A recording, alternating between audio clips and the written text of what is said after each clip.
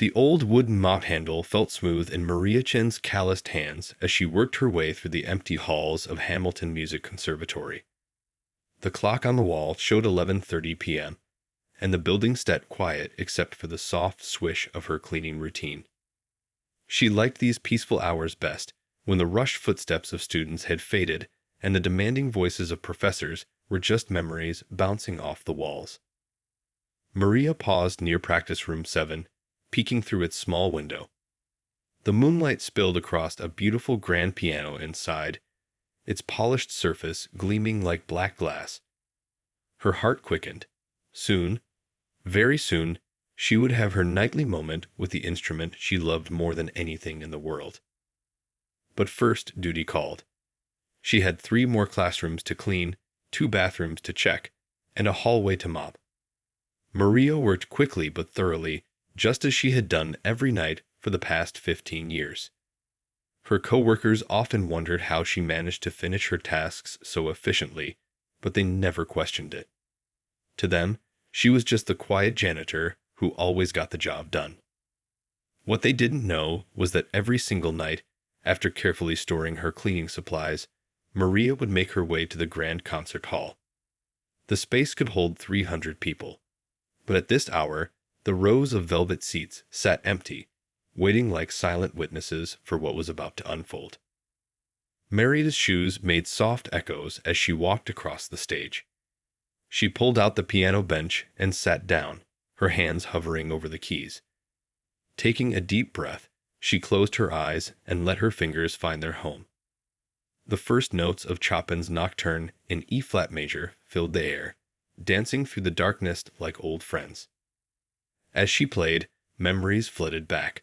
Her grandmother's small house in rural China, the upright piano that was more scratches than polish, and the endless hours of practice that felt like pure joy rather than work. Her grandmother, once a celebrated pianist in Shanghai, had recognized Maria's talent when she was just 4 years old. "Music lives in your soul, little one," she would say, her eyes crinkling with pride as Maria's tiny fingers learned to bring melodies to life. Those had been happy days, filled with the smell of jasmine tea and the sound of her grandmother's gentle corrections. But life had other plans. When Maria was 12, her grandmother fell ill. Medical bills piled up, and the family's savings disappeared. The day they sold the piano, Maria felt like a piece of her heart had been carved out. Now, sitting in the grand hall of Hamilton Conservatory, Maria's fingers danced across the keys with the precision of someone who had never stopped practicing in their heart. She moved from Chopin to Beethoven's Moonlight Sonata, letting the music wash over her like waves of memory. Each note was perfect, not because she was trying to impress anyone, but because this was her private conversation with the past, with her grandmother's spirit, with the dreams she had carefully tucked away. The security guard, Mr. Lee, knew about her nightly concerts. He had discovered her playing 3 years ago, but promised to keep her secret. Sometimes he would sit in the back row, closing his eyes and letting the music carry him away. "You play like an angel," he had told her once, his voice thick with emotion. But Maria had just smiled and shaken her head, returning to her cleaning cart as if nothing had happened. Tonight, though, she was truly alone with the piano. As the final notes of the sonata faded into the darkness, Maria sat still, letting the silence settle around her like a warm blanket. In these precious moments, she wasn't a janitor anymore. She was the little girl in China again, making her grandmother smile with every perfectly played scale. A sudden noise in the hallway made her jump. Maria quickly closed the piano lid and hurried off the stage, her heart pounding. As she gathered her things to leave, she hummed softly to herself, already looking forward to tomorrow night's secret performance. What she didn't know was that her carefully guarded world was about to change forever, and the music she had kept hidden for so long was ready to find its way into the light. Professor James Barrett rubbed his tired eyes and glanced at his watch. Nearly midnight, and he still had a stack of student compositions to grade. The music building felt different at this hour, peaceful yet somehow alive with possibilities. He reached for his coffee cup, only to find it empty. Standing up to stretch, he heard something that made him freeze. The faint sound of piano music drifted through the halls, so beautiful it seemed almost unreal. At first, he thought he must be imagining things, too much coffee and too little sleep playing tricks on his mind. But there it was again, clear and mesmerizing. The opening notes of Rachmaninoff's Piano Concerto No. 2. His curiosity got the better of him. Leaving his office, he followed the music through the dimly lit corridors. As he got closer, his professional ear recognized something extraordinary in the playing. This wasn't just technically perfect. It had soul, the kind of emotional depth that couldn't be taught. The music led him to the concert hall. Through the small window in the door, he saw something that made his jaw drop. The night janitor, the quiet woman he passed in the halls 100 times without a second thought, was sitting at the grand piano, her eyes closed in complete absorption as her fingers flew across the keys. Professor Barrett stood transfixed. In 30 years of teaching at the conservatory, he'd heard countless talented musicians, but this was different. The janitor played as if the music was flowing directly from her heart through her fingers. Her whole body moved with the rhythm, swaying gently as she brought the complex piece to life. Without thinking, he pulled out his phone and started recording. He knew it might not be right, but he felt like he was witnessing something historic, like discovering a masterpiece hidden in plain sight. The way she handled the most challenging passages with such grace and confidence spoke of years of dedicated practice. As he watched, questions raced through his mind. Who was she really? Where did she learn to play like this? And most importantly, why was she keeping such an extraordinary talent hidden while working as a janitor? The mystery of it all made his heart race with excitement. The piece came to its powerful conclusion, and for a moment, everything was still. Then the janitor, he didn't even know her name, began to play something else, something he'd never heard before. It took him a few minutes to realize she was composing on the spot, creating new music that seamlessly blended classical traditions with what sounded like folk melodies from another culture. Professor Barrett found himself holding back tears. In this age of carefully manufactured music and auto-tuned perfection, here was something real and raw and beautiful. He thought about his own journey in music, the ups and downs, the moments of doubt, and wondered what story this mysterious pianist carried in her heart. A sudden noise from his phone, a low battery warning, made him jump. The music stopped abruptly, and he quickly stepped back from the door, his heart pounding. He heard rapid footsteps inside the hall and the soft thud of the piano lid being closed. By the time he peeked in again, the stage was empty, as if no one had ever been there. Walking back to his office, Professor Barrett looked at the video he'd recorded. The quality wasn't perfect, but the magic of the performance shone through. He knew he should probably delete it.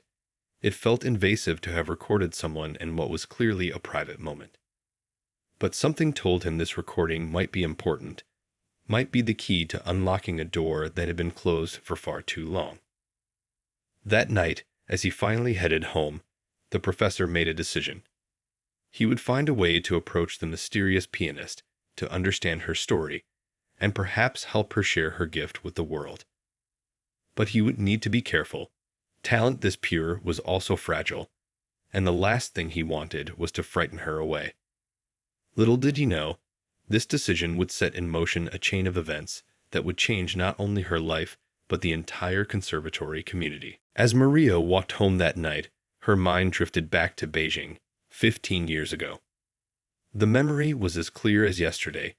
She could still feel the smooth ivory keys under her fingers as she practiced in the city's top music school.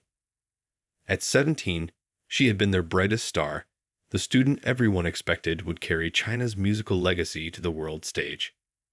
The practice rooms there had smelled of wood polish and ambition, filled with the sounds of students working towards their dreams. Maria remembered how she would arrive before sunrise, claiming her favorite piano by the window. She would watch the city wake up as her fingers danced through scales and arpeggios, warming up for the challenging pieces ahead. Her grandmother's words would echo in her head during those morning sessions.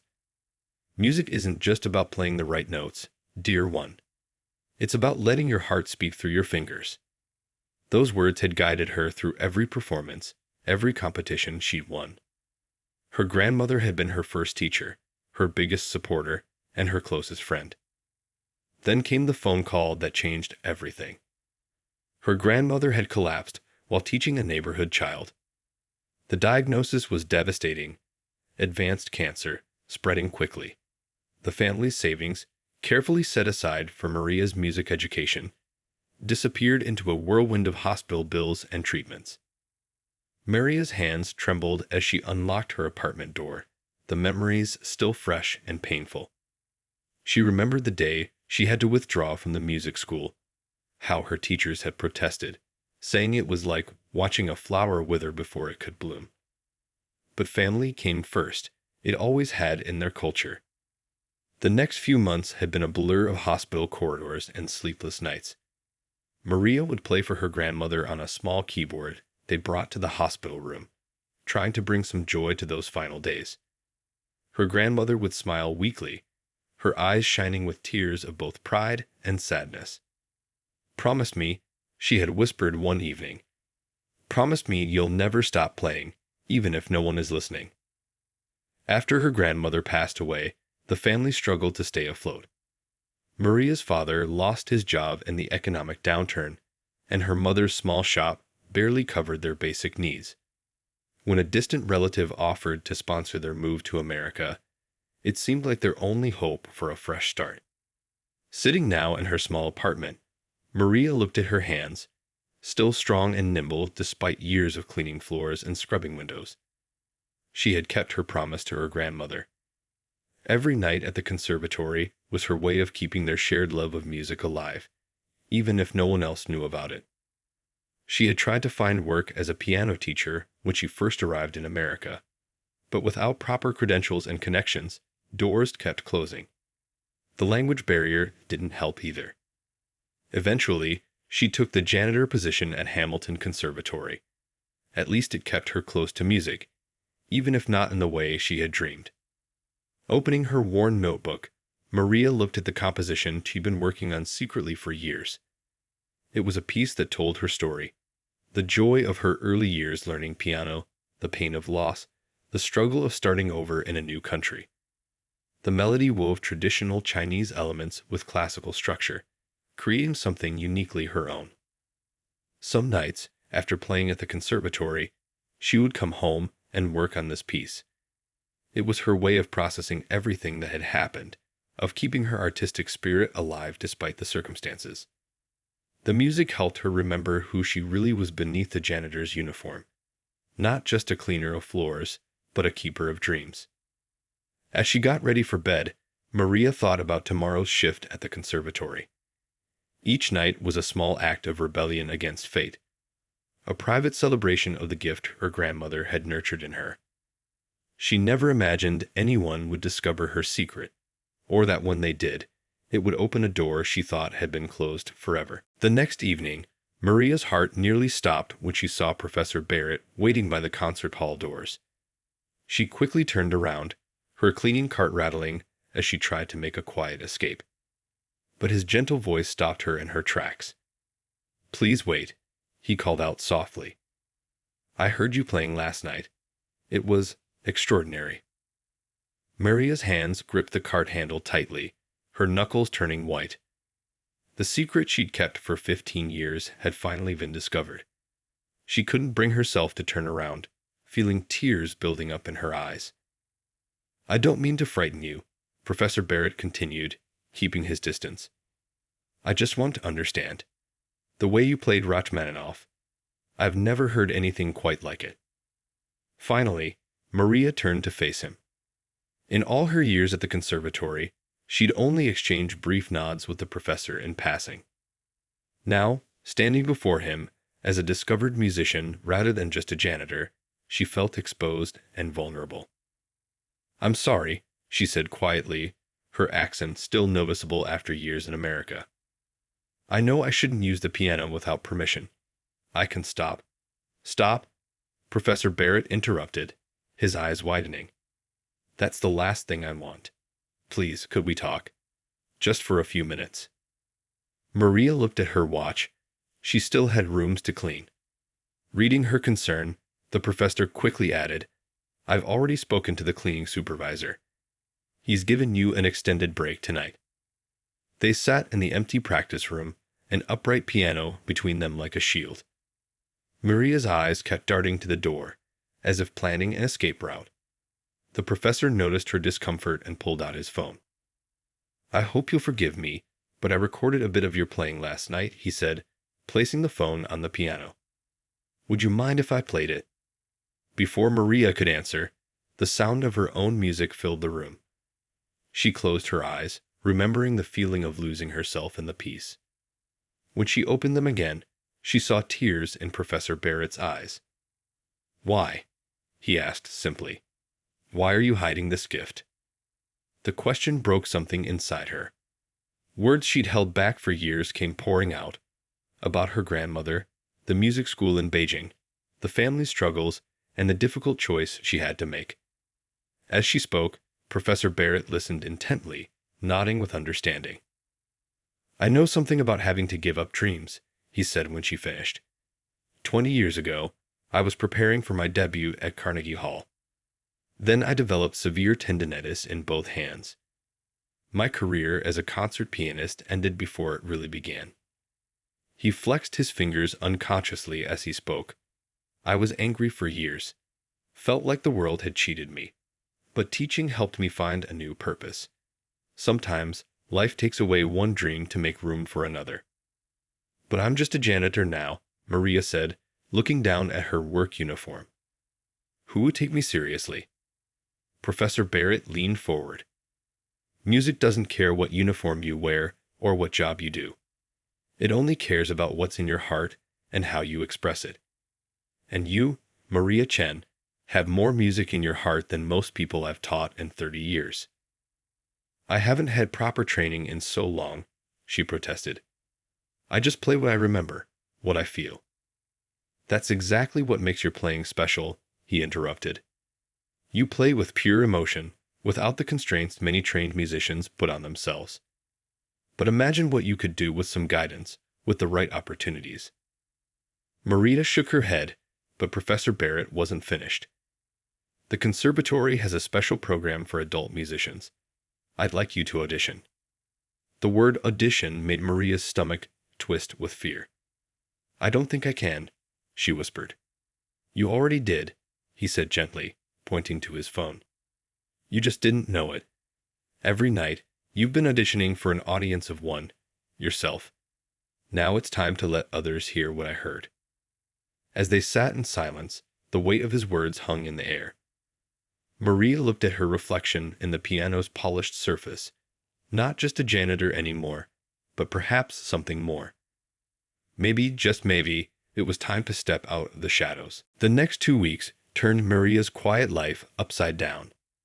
During the day, she practiced whenever she could find a free moment, her fingers dancing across the keys while her mind raced with equal parts excitement and terror.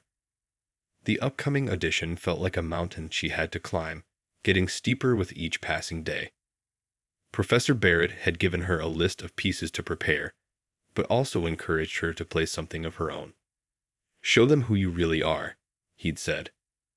Maria pulled out her worn notebook, filled with compositions she'd written over the years, and began working on a piece that told her story through music. Her fellow cleaning staff noticed the change in her. Mrs. Rodriguez, who had worked alongside her for 5 years, caught her humming classical pieces while mopping the floors. When Maria finally shared her secret, Mrs. Rodriguez's eyes filled with tears. All this time, she said, shaking her head in wonder. We never knew we were working with an artist. Word spread quietly among the night shift staff. They started rearranging their schedules, covering her sections so she could practice longer. Mr. Lee, the security guard who had known her secret all along, brought her dinner on late practice nights. Can't play on an empty stomach, he'd say with a gentle smile. One evening, while practicing Chopin's Ballade No. 1, Maria heard a knock on the practice room door. It was Mrs. Rodriguez and 3 other cleaning staff members. "We want to be your first audience," they said. "Pretend we're the judges." Maria's hands shook as she began to play, but the encouraging smiles of her coworkers helped her relax. When she finished, their applause echoed through the empty hallways. Mrs. Rodriguez wiped tears from her eyes. "Those fancy professors won't know what hit them," she declared proudly. Professor Barrett worked with her during his free periods, offering guidance on technique and interpretation. "You have something rare," he told her. "Most musicians spend years trying to find a unique voice. You already have yours. We're just polishing it." But the path wasn't smooth. One night, exhausted from cleaning and practicing, Maria's hands cramped badly. The pain brought back memories of her grandmother's final days, and she broke down crying at the piano. Mr. Lee found her there, her tears falling on the keys. "My grandmother always said music should come from the heart," she told him. "But what if my heart isn't ready? What if I'm not good enough?" Mr. Lee sat beside her on the bench. "When you play at night," he said slowly, "you make this whole building feel alive. That kind of music can only come from someone who's ready." The weekend before the audition, Maria's coworkers surprised her. They had pooled their money to buy her a proper performance outfit, a simple but elegant black dress. Mrs. Rodriguez helped her try it on in the staff room, making small adjustments with practiced hands. "Now you look like what you've always been," Mrs. Rodriguez said, turning Maria toward the mirror. "A true musician." Looking at her reflection, Maria barely recognized herself. Gone was the timid janitor in work clothes. Instead, she saw someone her grandmother would have been proud of, someone ready to share their gift with the world. That night, she stayed late practicing her original composition one last time. The piece had evolved, incorporating not just her past struggles, but also the warmth and support she found in unexpected places. As she played the final notes, she realized something had changed inside her. The mountain didn't seem quite so steep anymore. Walking home under the stars, Maria thought about how her life had transformed in just 2 weeks. Her secret had become a shared dream, carried in the hearts of people who cleaned floors and guarded empty hallways. Tomorrow, she would step onto the stage not just as Maria Chen, but as someone backed by an entire community of believers. Maybe that, she thought, was the greatest gift of all. The morning of the audition arrived with golden sunlight streaming through the concert hall windows. Maria had arrived early, her new black dress carefully protected in a garment bag. As she went about her morning cleaning duties, her heart pounded so hard she thought it might burst out of her chest. The conservatory board members would arrive at 10. Until then, the building buzzed with nervous energy as staff members who knew her secret found excuses to pass by and whisper good luck. Mr. Lee had polished the grand piano until it gleamed like black diamond. Mrs. Rodriguez left a thermos of honey tea with ginger in the staff room. "For your nerves," the note said. At 9:30, Professor Barrett found her in the practice room, running through scales to calm her shaking hands. "Remember," he said gently, "you've played these pieces hundreds of times. Today is just another performance, but this time, you're not hiding anymore." When Maria walked onto the stage at 10 o'clock, the concert hall looked different than it did during her night practices. Sunlight poured through the high windows, and 5 distinguished-looking board members sat in the middle row, their faces neutral as they reviewed their papers. The head of the board, Dr. Chen, no relation, spoke first. "We understand you're currently employed as part of our cleaning staff." His tone was polite but puzzled. "Yes, sir," Maria replied, her voice barely above a whisper. "For 15 years. And you've had no formal training during this time?" "No, sir. But I practice every night after my shift." Dr. Chen's eyebrows rose slightly. A murmur passed through the other board members.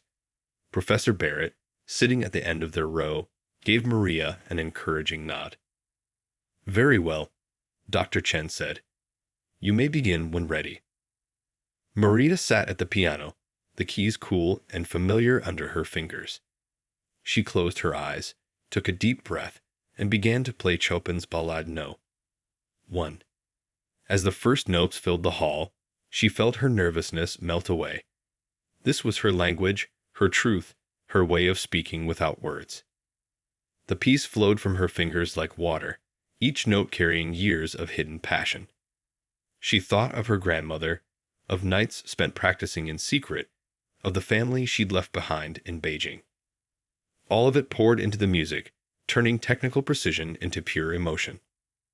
When she finished the Chopin, she moved seamlessly into her original composition. The melody started softly, like a distant memory, then built into a complex story of loss and hope, struggle, and resilience. She wove traditional Chinese motifs into classical structures, creating something entirely new. As the final notes faded away, Maria opened her eyes to complete silence. Then she heard a sound, someone sniffling. One of the board members was wiping her eyes with a handkerchief. Dr. Chen sat completely still, his usual stern expression softened with emotion. Professor Barrett broke the silence by pulling out his phone. There's something else you should see, he said to the board. He played the videos he'd recorded of Maria's night performances, showing how she had been quietly perfecting her craft all these years while everyone slept. The board members watched in amazement. When the videos ended, Dr. Chen cleared his throat. Mrs. Chen, he said, his voice gentler now, why did you wait so long to share your gift with us? Maria looked down at her hands. Sometimes, she said slowly, when you lose one dream, you become afraid to reach for another. But music never left me. It couldn't. It's who I am. Dr. Chen nodded thoughtfully. Professor Barrett tells us you've been composing your own pieces. How many? 17 complete works, she replied, and many unfinished ones. The board members exchanged glances. Dr. Chen stood up. Mrs. Chen, what you've shown us today goes beyond technical skill. You've demonstrated something we rarely see, pure, unfiltered artistic truth. We would be honored to have you join our adult program.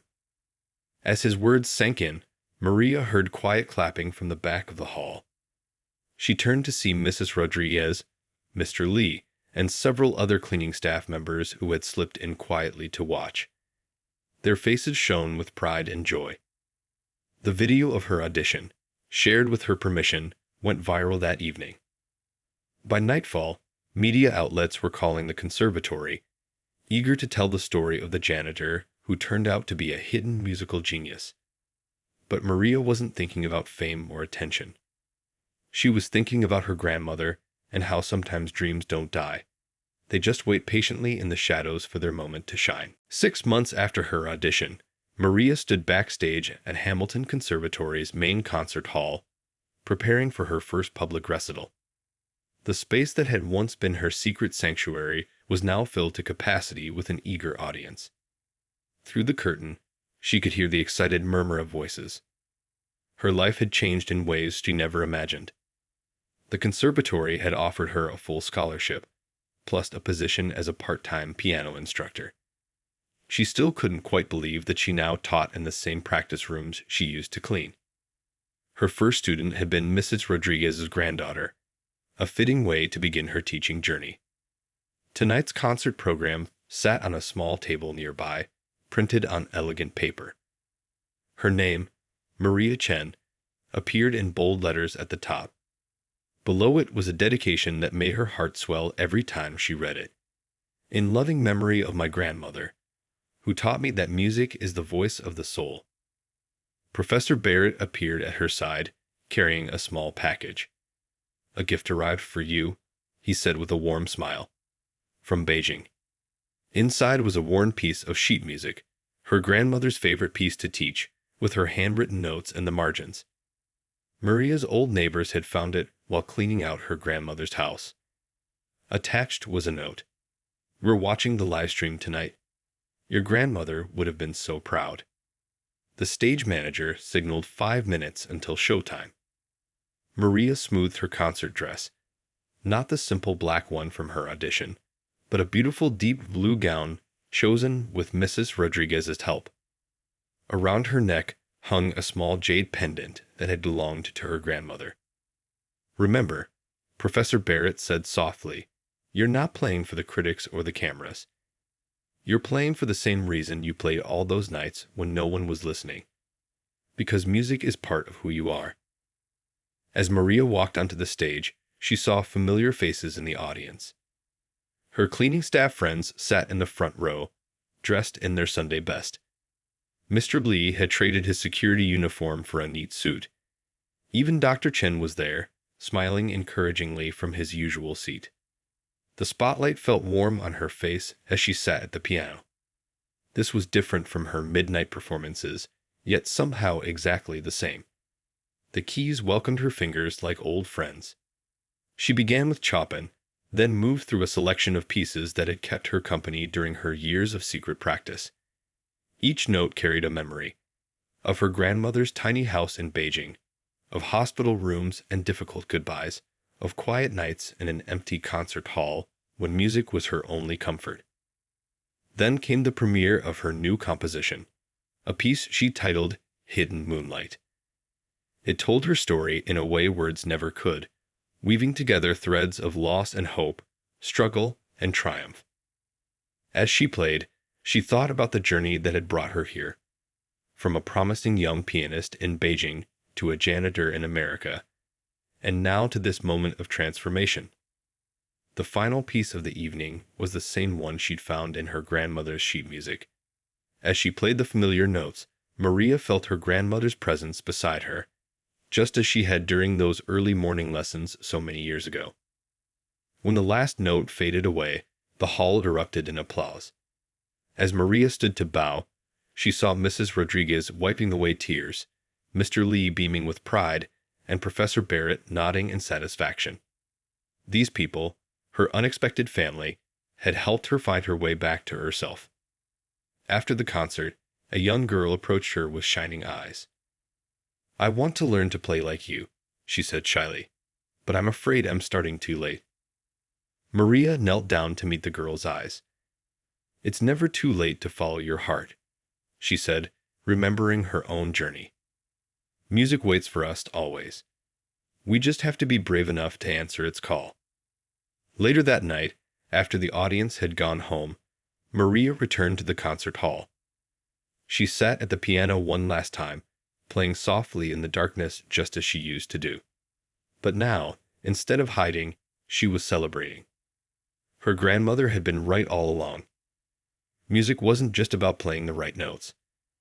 It was about having the courage to let your heart speak through your fingers, whether anyone was listening or not. As she walked home under the stars, Maria felt at peace. She was no longer the janitor who played in secret, nor just the prodigy who had been discovered. She was simply herself, a musician who had found her way home.